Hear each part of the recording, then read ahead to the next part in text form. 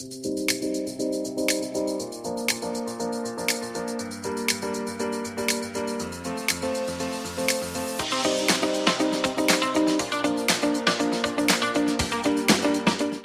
and welcome to Day in Woburn. I'm your host, Samantha Stone, and this is a very busy fall across the city.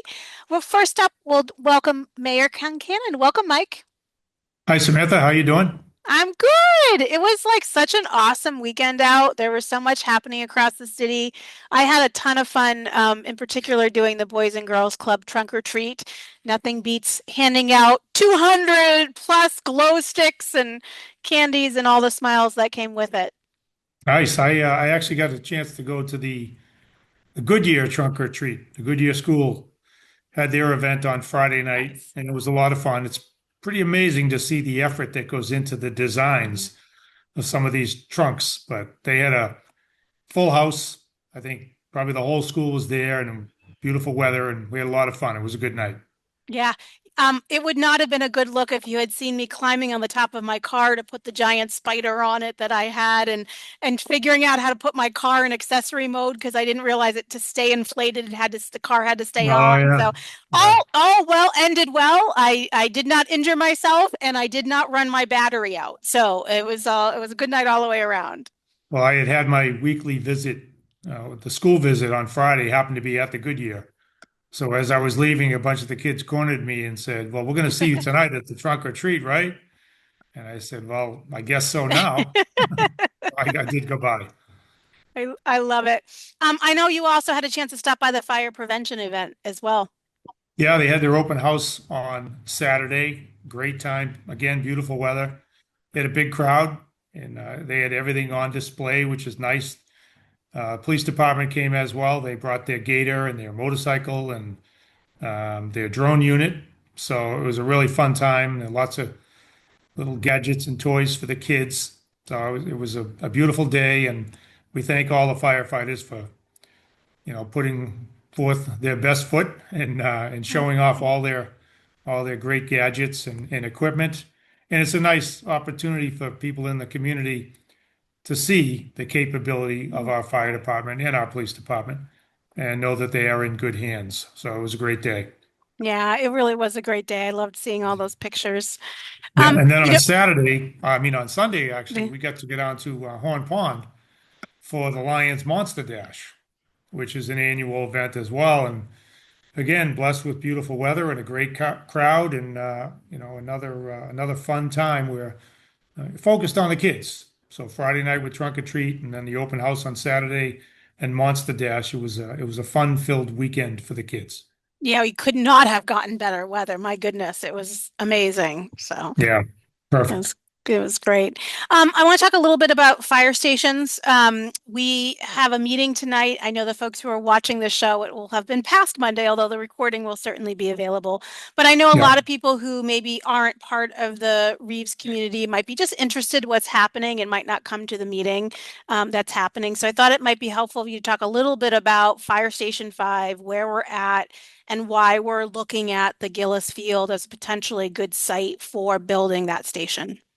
Sure. So, as people who watch the show regularly know, we were grateful to have the blessing and the support of the city council with a bond authorization that allowed us to build two new fire stations, one in East Woburn, one on the west side.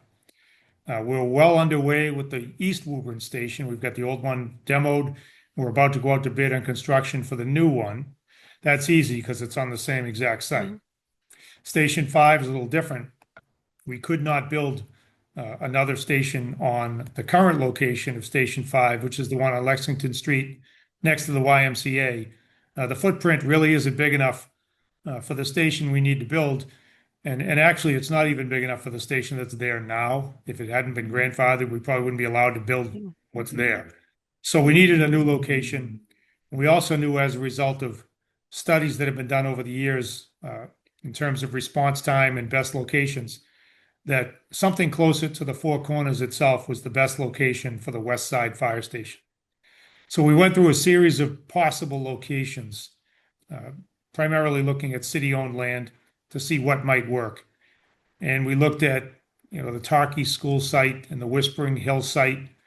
and Gonzalez tennis court site and the Joyce soccer field site, and then even included the Shaker Hill, Shaker Glen, bottom of the hill at Russell Street site to see if maybe one of those city-owned parcels might actually work.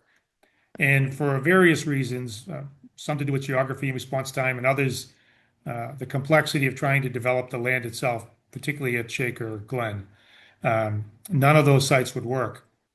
So we turned to the site at Gillis Field, adjacent to the Reeves School, began exploring that site, and have determined thus far that it would work.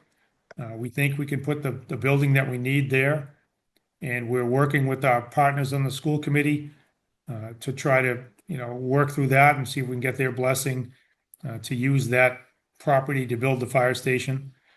So tonight we have a community meeting. Chuck Viola, the counselor from Ward 7, is hosting that. And then we'll be back in front of the school committee on October 29th, hopefully for a vote from the school committee where they determine that they no longer need that particular piece of the land for educational purposes. That would be the next step. And then after that, we would, if all goes well, would go before the city council for a special permit to actually build the fire station there.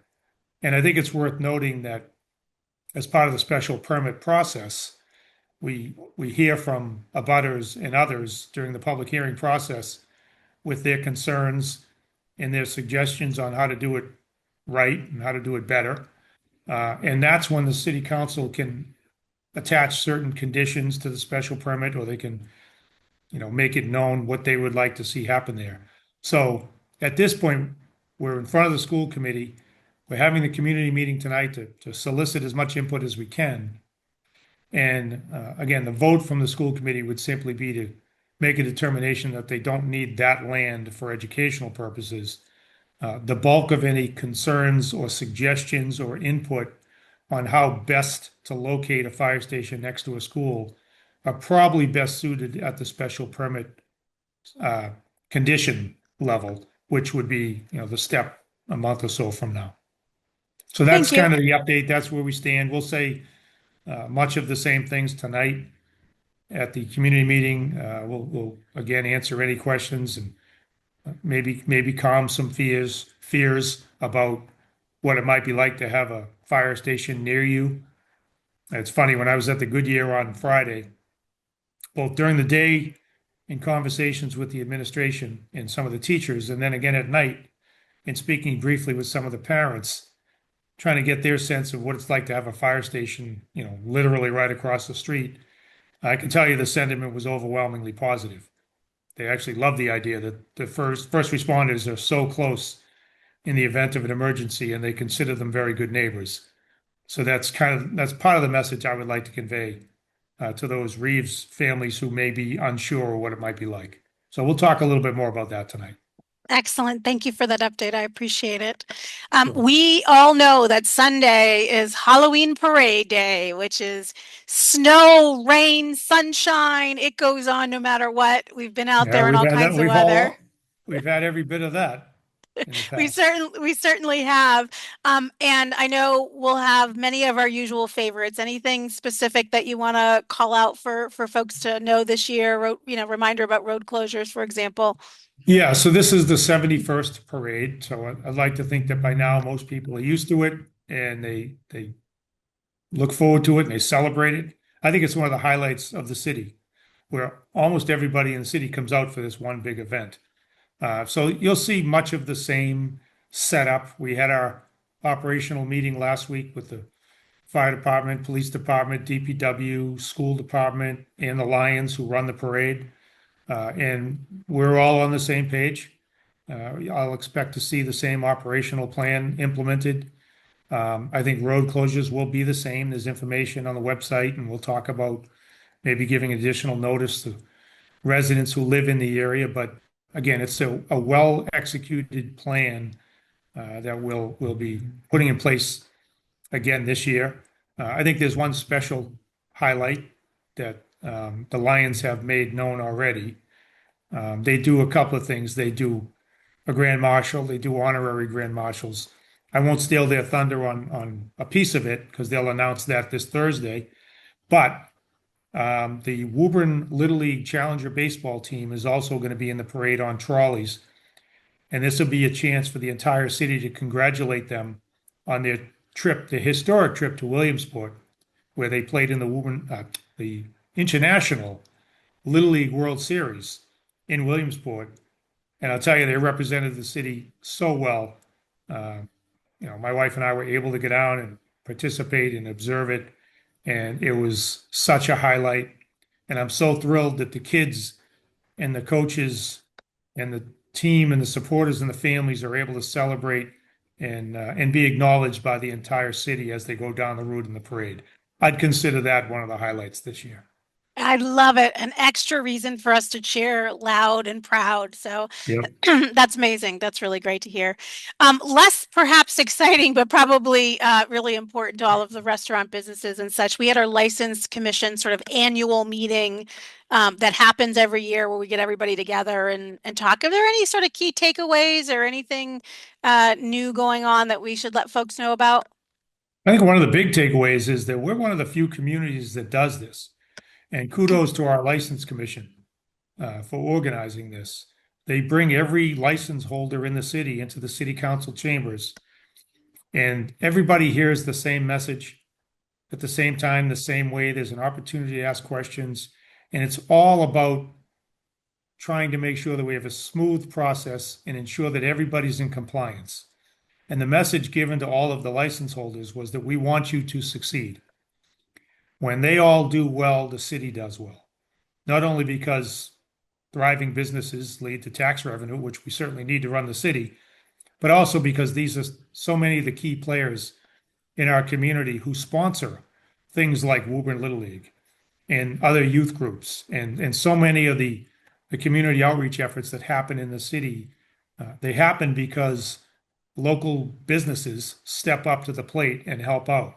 And I know you have Mark coming up shortly, from the chamber. They're critical partners in making Woburn the special place that it is. And so many of his members were at our meeting the other night. And again, it was an opportunity. Everyone was in the room. They heard messages from the police department, from the building inspector, from fire prevention, and the license commission has done a great job of streamlining the process to make it as simple as possible to renew your license and do all the things that you need to do to be in compliance so that we don't have any problems. Again, when these license holders do well, everybody does well. And I congratulate the License Commission on the way they do this. It's unique and it's been proven to be successful. Excellent. I'm always glad to hear when we can come together as a community in important ways. So Yep. appreciate that. One new way, we always have a really, I think, thoughtful veteran celebration honoring those who have served our country in the military. But we also have a new addition this year with a dinner coming up, and wanted to Yeah. let folks know about that. Yeah. So in addition to the usual ceremonies that we have on the common, we have we have the senior center. We go to some of the senior residences in the city to honor the veterans who were there and might not be able to get out. We have veterans go into the schools and talk to the school children so they understand the significance of the day. We have this new event this year. It'll be at the Elks, and we thank them very much for helping us with it. It'll be a sit-down dinner. The DAV and the Veterans Service Officer, Bob Davis, are making this happen. And I know this is a cause that's near and dear to Mark Comeiro's heart as well. And I know he does similar things in his community. But for us, this will be a really special night to have some inspiring speakers, to have a nice dinner, and yet another way to make sure that the veterans in Woburn know that they're appreciated and that we honor them. Yeah, excellent. It's on November 6th, and for those who are interested in registering, it certainly is to honor veterans and military families, but it's open to the community. We want us to all come together and honor those folks. So registration is available on the website if anybody would like to join us for that. It's going to be a good, fun night, hopefully honoring a lot of really special people and enjoying each other's company and learning from each other. Yeah, I'm looking forward to it. I think it's going to be a great night. Me too. Next up, I'm going to welcome Colleen Cormier to wear her Ed Foundation hat today. Before Colleen jumps in, I just want to remind all of you, we do also have a part-time job fair coming up on November 15th. We've done that. We had a really successful job fair in September, and we got lots of feedback that folks were hoping maybe around the holiday seasonal time, we might come together and do something that was specifically around part-time and seasonal work. So thrilled that we can do that. All the information about that is on the website, and we look forward to welcoming both employers and job seekers to that event. But we're going to wear our Ed Foundation hat now. Welcome, Colleen. Thank you, Samantha. I'm really glad that you're here. I appreciate you wearing orange, always having your Woburn front and center. The Ed Foundation Gala is always a really fun time. It's always great food and good company and an excellent cause. But I thought it might be great to just start our conversation, just reminding our audience how the money raised at that gala is used. Yeah, so really everything that's raised by the Ed Foundation is used for educator grants in Woburn. Last year, for instance, we raised $33,000, which was the most we've ever raised at an event. That was the second annual gala. And last year, we gave $29,000 in grants. So we just about spent most of it. There are other actually professional development opportunities now that we offer as well for the educators to spread that out a little more. But a lot of what they use it for is Brain Pop Junior. They use versatiles we see a lot. There's certain criteria that they can apply for, and we see a variety of things. But a lot of times, some of the same things are just really popular items. That's fantastic. I know I've had a pleasure of going the last couple of years, and it's a lovely part of the special part of the gala is it's a really good meal. Do we know what's on the menu yet this year? Yes, you know the country club always does a great job, but we're looking at another fillet with some shrimp, I think, and sort of an autumnal menu this year with some ravioli and some bisque and whatnot. So it'll be really good. I don't want to give it all away. I want there to be something to look forward to. I assure you, if you like to eat, this is a wonderful event to attend. I actually don't drink at all any alcohol, but they also have wonderful wines that pair with every course in the menu. So if you are a wine drinker, this is a lovely opportunity to enjoy good food and some wonderful wine at the same time. And you want to sit at me and Samantha's table because neither of us drink the wine, so then there's more for you, is what she's saying. That's right. The poor people who share our table really have to hold extra weight for them. We make sure to drive them home. So right. it's all good. Where can folks who are interested in participating register or purchase tickets? Yeah, so if they go to our website, there's a form there, and it's woburnedfoundation.org. We have sponsorship opportunities, some of which come with a table, and they're tables of 8, but we do sell individual tickets as well. You can also, if you have something you want to donate for an auction item or just a general, any kind of sponsorship or donation, we of course welcome those as well. But you can go right to our website, and there's a form on the site. Fantastic. And remind us of the day and time it is again. It is Saturday, November 15th. It's at 6 p.m. The dinner starts promptly at 7. We are a well-oiled machine by now, so we'll get you out of there pretty early. But it's going to be a great time, and I hope everybody who has a chance can come down and visit with us. It's going to be my perfect way to celebrate the end of the job fair and all the work that goes into that. So I'm looking forward to it. Thank you for joining us today. Thanks for having me. Excellent. Next up, Mark, welcome. Hi. Hi, Mark. You know, we're talking about food in a slightly different way, but mac and cheese is absolutely a fan favorite. And the mac and cheese bowl tradition is really just a yummy place to have so much stuff going on. Tell me about how the tradition of mac and cheese got started. I'm not sure I know the origin. Yeah, well, this is the 5th annual, right? So it started 5 years ago for my time with the chamber.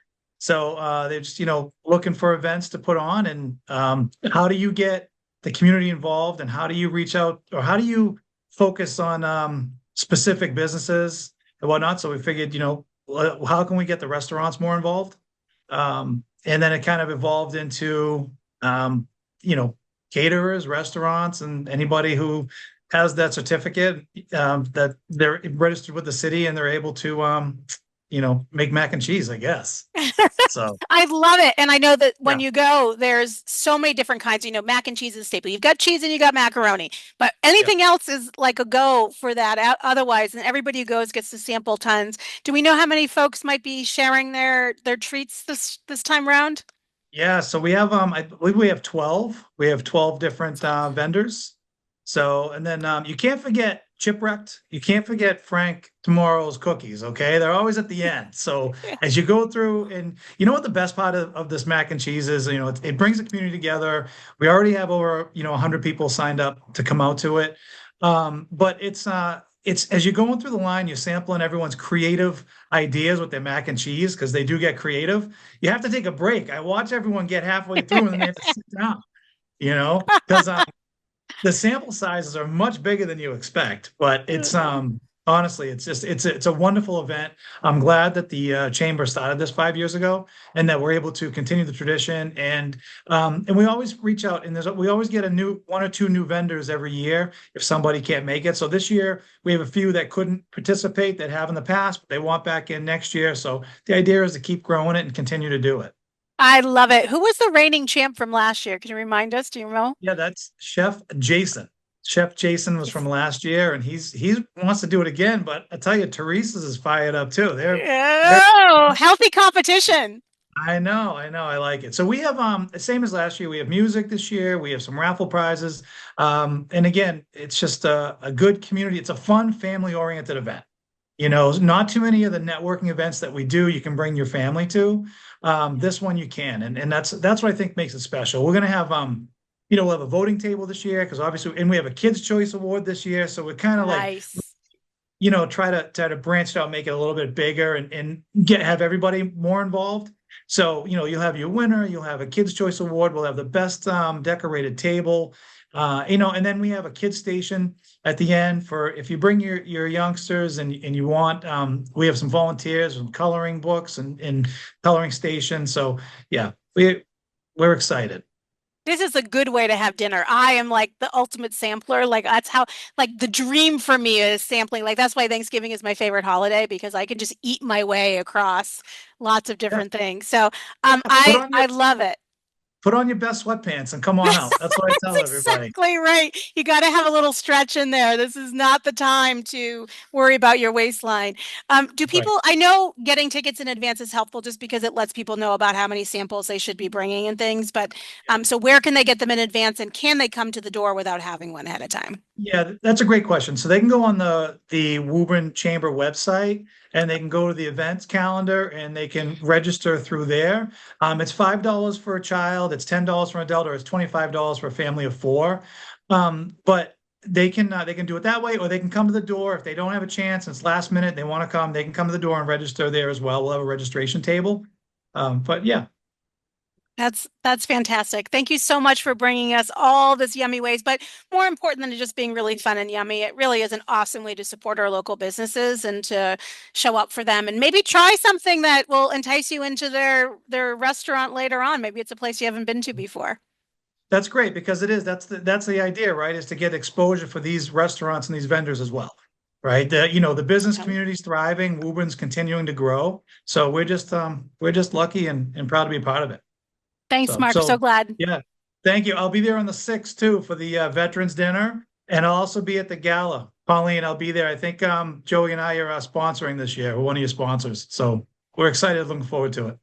Fantastic. I've got 3 times I'm going to get to see you guys already in the next couple of weeks. That's fantastic. Thanks, Mark. Thank you. And next up, Mackenzie. Thanks for joining us. Thanks for having me. The overdose prevention and Narcan training sessions that you run are pretty popular. It's why you've had a chance to do multiple of them. We have the next one coming up on November 13th. Am I correct? Yep, November 13th from 5:30 to 6:30. Great. And remind us what gets covered in that hour workshop.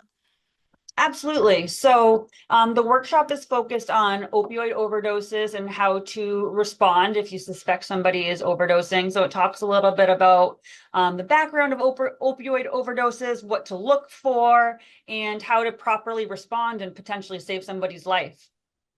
It's really excellent. I've had the opportunity to sit into a couple of the classes, and I even though I've said it twice, I learned something new the second time as well. It's just always good to hear that information and refresh it. You know, one of the things that I have access to is I do see weekly overdose reports that come into the city. I know Mackenzie, you also get those as well as several other people in the city. And it's always shocking to me the range of people who struggle with addiction and who overdose, the range in ages and backgrounds and all kinds of things. I'm grateful that you're there and that we do provide some services for those who might have overdosed. And I thought it might be helpful for those who might not be familiar. Just talk a little bit about the work you do and how we use that information to help people. Sure. Yeah. So as the mental health and substance use coordinator for the city, I really support our community in all things mental health and substance use. I collaborate very closely with the Woburn Police Department, but really anybody that's a Woburn resident or has family in Woburn, I'm happy to help. One of the things that we were able to do very early on when I started with Woburn is become a community naloxone program. So that means that we applied to get subsidized naloxone for our community, and that enables us to give out as much Narcan as we want, free of charge to everybody who's interested. And the really great part about that also is there's no registration. You don't have to share any information. You don't have to have insurance. And I know a lot of people get concerned about, well, who do I have to report to? Where do I have to sign my name or share my personal information with? But there's no questions asked. I'd rather give it out like candy and save a life than have any of those concerns be addressed. So I love doing these naloxone programs for the community. I also do them for, employees and I did one for the library. I did one for the probation office. So I try to just get that information out there. And I think it's had really positive benefits on our community. I agree. And also, I know when there is an overdose, you go out and will offer help. Not everybody's ready for it, and we certainly they don't have to, but it's really wonderful that you're there with information and resources. Yeah. I mean, after every overdose, I try to do some outreach with the police. And just like any of the attendees at these trainings, I offer, naloxone, I offer a CPR breathing mask, some gloves and alcohol wipes, some of those medical supplies, as well as drug testing kits, and some resources, right? And all of these things are also given out at the naloxone training. So, everybody in the community can have them as well. Excellent. Where can folks remind them where they can sign up and register for the November 13th class?